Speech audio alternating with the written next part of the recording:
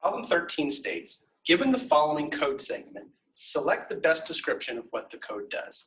So we have a template with a size t bit set size.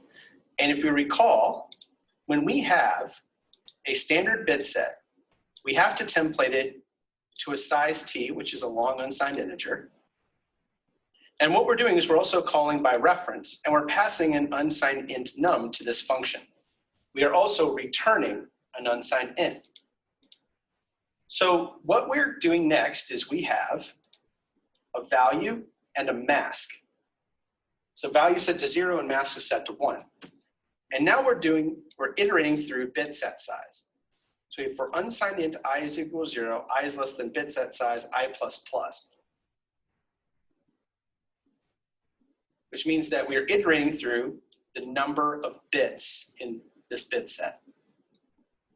So now let's discuss what this line of code does. We have num and mask.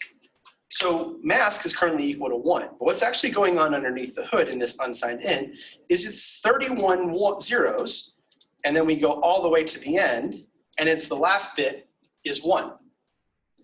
When we do num and mask, whatever this number that we're passing to the function is, it can be anything, but all it's going to do is it's going to check to see if all the bits are all zeros. In this case, if the value here is 1, then this will return a 1. If it's 0, that means none of the value, that we have a scenario where we don't have any particular ones that match. But here we're okay. So if we have a 1 here, then what's going to happen is value plus plus is going to be incremented, and then unsigned bits 31 minus I is equal to 1. So remember that the least significant bit here and the most significant bit is over here. So we actually read it in the opposite direction that it's stored in the machine. So what's going to happen is 31 minus I, so in this case we start at 0, 31 will actually put 1 there. So that's what we would want. And then we would do this line, which is bit shift mask by 1. So what's going to happen is 1's going to be moving over here. It's going to replace this 0 with a 1. And then the previous is going to be 0 here. So all of these bits are being bit shifted over. So it's going to return what we store in unsigned bits with a call by reference. And it's going to return value here.